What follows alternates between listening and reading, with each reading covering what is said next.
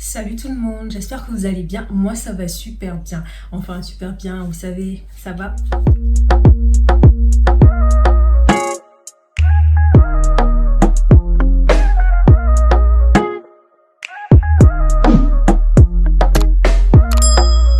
Alors comme ça aujourd'hui on se retrouve pour une story time. Avant de commencer, n'oublie pas de t'abonner à ma chaîne YouTube et aussi de t'abonner à mon Instagram que je laisserai juste ici. Bon, déjà pour commencer, c'était en quatrième.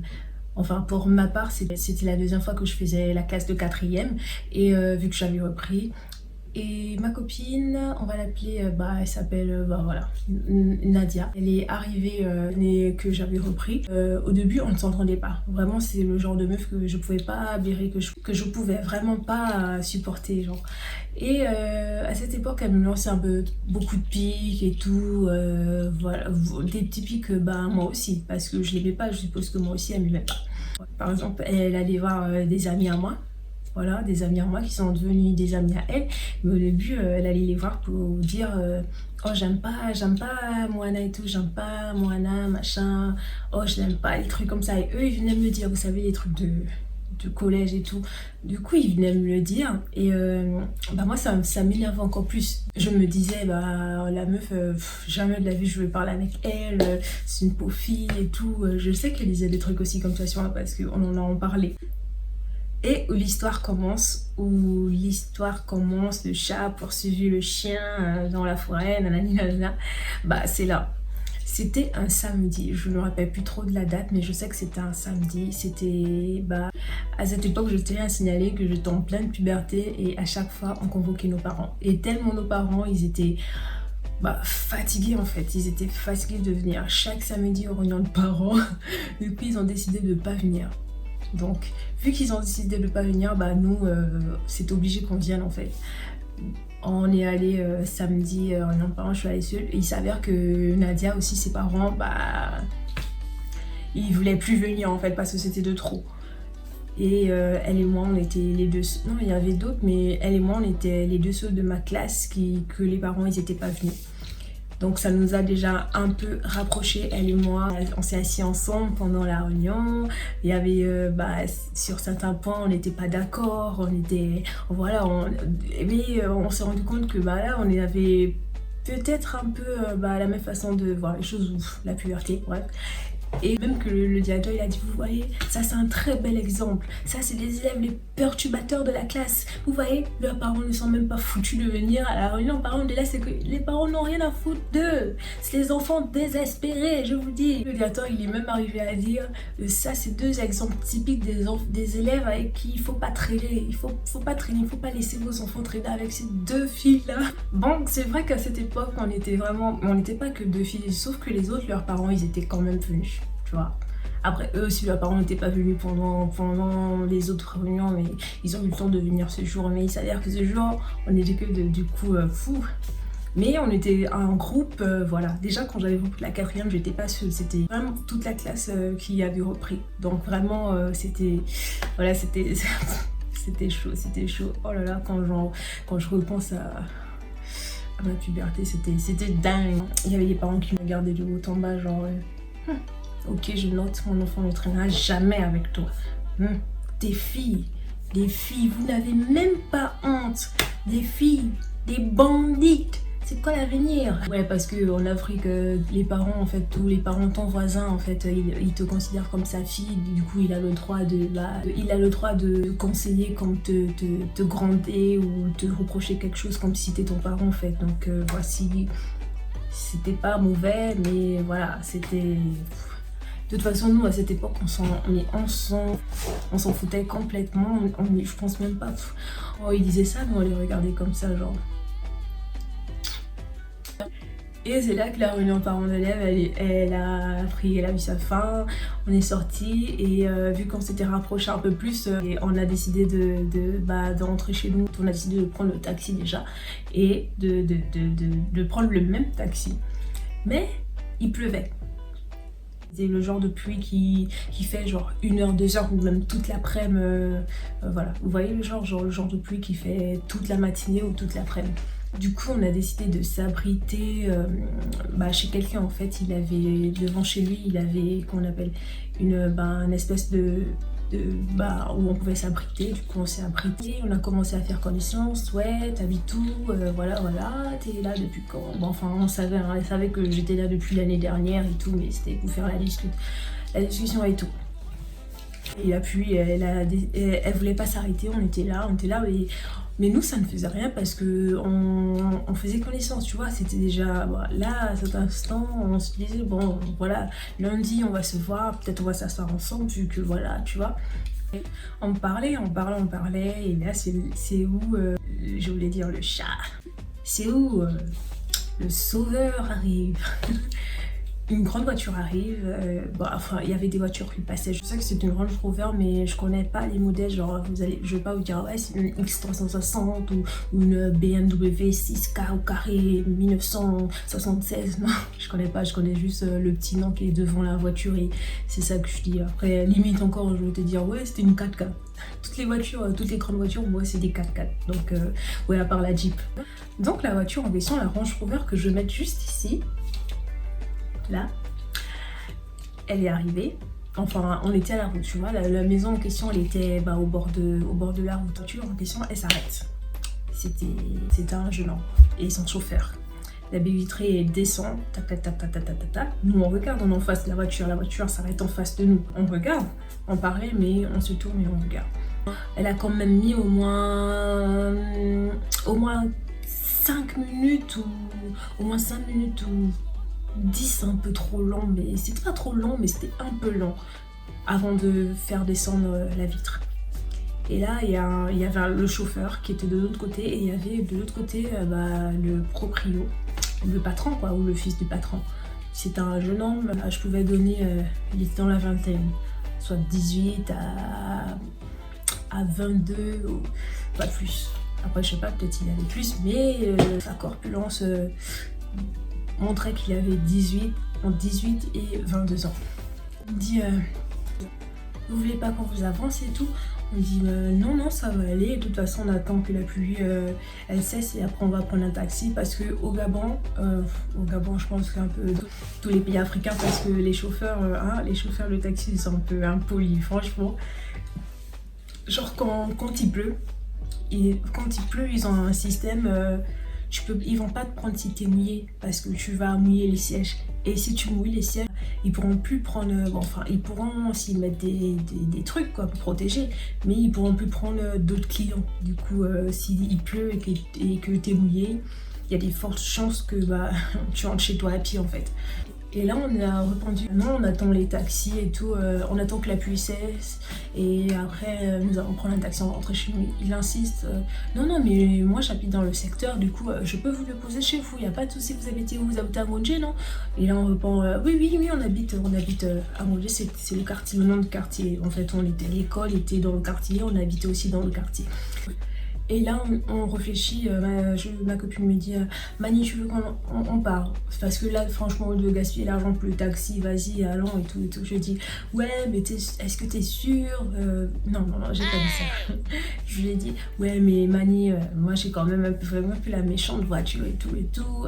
Elle dit ouais, t'inquiète, mais ils vont le poser. Ah, et là, avec l'argent là, on peut faire des trucs avec notre argent de taxi là, tu vois, c'est vraiment un cadeau quoi. Après, je lui ai dit, allons-y. Et là, elle me demande, est-ce que tu as le crédit quand même au cas où? Et pourquoi on se posait les questions? Pourquoi on avait peur d'entrer? Déjà, de 1, parce qu'on parle aux inconnus. Et de 2, à cette période, c'était les élections. Et il y avait des crimes qui se passaient, des crimes routiers. Il y avait beaucoup de filles qu'on retrouvait sans organes, le corps jeté à la plage, ou des garçons sans organes, des petits enfants, etc. Et c'est pour ça qu'on se disait, ouais, est-ce que t'es sûre? Non, laisse, vaut mieux qu'il pleut, on va rester sous la pluie, on va rentrer chez nous, même si c'est 17h et tout. De toute façon, on n'est pas pressé, c'est le week-end et tout. On se posait des questions comme ça, et après, la jeunesse, hein, on a dit, bon, vas-y, on s'en fout et tout, allons-y. On a traversé la route, on les a rejoints dans la voiture. Enfin, on les a rejoints. Dès qu'on arrive, c'est déjà un costaud qui sort de la voiture. Un costaud parce que il était comme un garde en fait. Il est descendu de la voiture. Déjà ça, j'étais un peu étonnée. Je savais pas qu'il y avait quelqu'un. Mais c'était pas le seul. Quand j'entre, parce que ma copine elle est montée avant moi, du coup moi quand je monte, je me rends compte qu'il y a un autre costaud en fait, un autre garde qui était aussi à l'intérieur, plus celui qui nous a ouvert la portière. Je vous avoue que c'était un peu chelou en fait, c'était vraiment pas un peu, c'était chelou. Mais on s'est pas dit que c'est... Enfin, on était déjà dans la voiture, mais quand même on se disait... Et là, on est monté dans la voiture. On a commencé à s'appuyer, genre on s'est appuyé comme ça parce que elle et moi on aime bien, genre quand on parle de quelqu'un, genre on s'appuie et tout. Et là, on a commencé à s'appuyer, que ouais, de costaud qui nous serrent. Déjà, on était serrés, limite Nadia elle était presque sur moi, genre elle avait une fesse comme ça ou un pied sur ma voiture, a commencé à rouler et tout. Et le gars, le patron, il commençait à nous poser des questions genre ouais, vous apprenez où, vous avez quel âge, vous habitez où précisément. Et nous on répondait parce que bah c'était, par exemple où on habitait, c'était pour que le chauffeur puisse nous déposer où on habitait. On a dépassé le rond-point Delta en fait, on quittait du château, pour ceux qui connaissent en fait, pour ceux qui ne connaissent pas en fait, on commençait à dépasser où on habitait. Donc il y a un rond-point pour rentrer chez nous et ils n'ont pas pris la bonne direction. Ils se dirigeaient vers le Carrefour Jugi. Et Nadia et moi on a commencé à poser des questions, mais c'est quoi le bail en fait, parce que c'est pas chez nous, on vous a dit qu'on habitait ici, enfin à Moudjé ici, pourquoi vous allez où en fait? Et le gars répond, ah ouais, désolé les filles, vraiment j'ai oublié de vous informer que là je viens de recevoir un message très urgent, je ne peux pas vous déposer, malheureusement je peux pas vous déposer chez vous. Ce qu'on va faire c'est que on va aller chez le vétérinaire ou on va aller je sais pas où. En fait il devait récupérer quelque chose ou donner un colis. Je suppose que le colis là même c'était nous, mais bon. Je vais déposer un colis vite fait, j'avais complètement oublié quand je vous ai demandé, vraiment là je m'apprêtais à aller faire quelque chose, mais vu que vous êtes déjà là, on va aller ensemble et je vous promets que ça va pas durer. Et après je vous invite à boire un jus, on va aller boire un jus pour me faire pardonner et tout. On dit ouais, mais en même on dit non on veut pas, et puis on est en tenue, on peut pas. Parce que au Gabon, les élèves en uniforme, ils n'ont pas le droit d'entrer dans les bars pour boire de l'alcool et tout et tout. Bon, il a pas dit jus, hein, il a dit boire un coup. Et on l'a dit, bah ouais, on peut pas, les gens en tenue. Et il est 9h10, d'où on va aller boire. Non, on veut pas. Si vous voulez, si vous êtes vraiment occupé, si vous êtes vraiment pressé quand vous le dites, de poser nous là, c'est pas grave, on va marcher. Il pleuvait, hein, il pleuvait. On va marcher et voilà, c'est pas grave. Et il dit non, je vous ai dit, je vais vous déposer chez vous. Ne vous inquiétez pas, on va juste faire un détour. Vous avez peur de quoi et tout et tout. On dit non, c'est pas qu'on a peur. On a commencé à discuter, papa on te demande de nous laisser, mais laisse-nous, c'est quoi le bail? On commençait à discuter que ouais, non, laisse-nous. Il dit non, je veux vous déposer. Je vous ai dit non, que je veux vous déposer, non. C'est moi qui vous ai dit que je peux vous avancer, machin et tout. Laissez, je peux vous avancer, vous inquiétez pas, vous avez peur de quoi? Donc vous pensez qu'on va vous tuer, les oui. On a dit non, on pense pas, on pense juste que voilà, nos parents savent que on doit rentrer à telle heure, ils arrêtent pas de nous appeler et tout. Et c'est là j'ai pris mon téléphone, j'ai menti que j'avais un appel qui entrait en fait. Et là je dis ouais allô maman, oui en fait là on est dans une voiture, oui je suis en train d'entrer là, juste même avec Nadia et tout on est en train d'entrer là, il y a des gens il y a une voiture qui nous a demandé de nous avancer vu qu'il pleut et tout tu connais les taxis voilà, on est en train de venir, mais ils ont fait un détour. On ne sait pas où on est en train de partir. Normalement, ils sont censés nous poser au Delta ou quoi. Mais voilà. Oui, on fait vite, machin et tout. Juste pour que les gars puissent savoir que là, en fait, voilà. Les parents savent que, voilà. Enfin, ça, je le dis, c'est moi qui pensais comme ça. Je savais pas quoi faire. Hein. J'étais bloquée de gauche, de droite, devant. Donc, c'était la seule solution que je pouvais faire qui pouvait leur montrer que j'étais pas seule, j'avais une famille ou que ma famille pouvait être au courant s'ils nous faisaient quelque chose. Je sais pas, j'ai agi comme ça. Et si j'ai menti de faire l'appel, c'est parce que j'avais pas de crédit, j'avais pas de crédit dans mon téléphone. Du coup, je pouvais même pas pas appeler. Le gars il insiste, mais je vous dis tout ça, que je mentais d'appeler, que ma copine a continué à dire ouais déposez-nous là, vous ne comprenez pas, parce qu'elle pétait un câble et tout. La voiture continuait à rouler, on était déjà au niveau, on était déjà sur l'autoroute. Sur l'autoroute en direction vers l'aéroport et tout. C'est pas trop loin quand je dis à l'aéroport, parce que nous on habitait pas loin de l'aéroport, genre 15 minutes ou 20 minutes à peine de l'aéroport, donc ne pensez pas que c'était aussi loin que ça, mais c'était quand même déjà hors de chez nous. Là on a commencé à se dire bon là ça se trouve là vraiment c'est chaud, parce que on demande aux gardes de lycée, ils ne veulent pas, ils insistent que non, et de 3 c'est quel truc qu'ils vont aller faire, c'est quoi le colis. On a commencé à devenir parano dans nos têtes, parce que bah voilà, le journal déjà tous les soirs il y avait des témoignages des femmes qui recherchaient leur enfant, il y avait c'était chaud.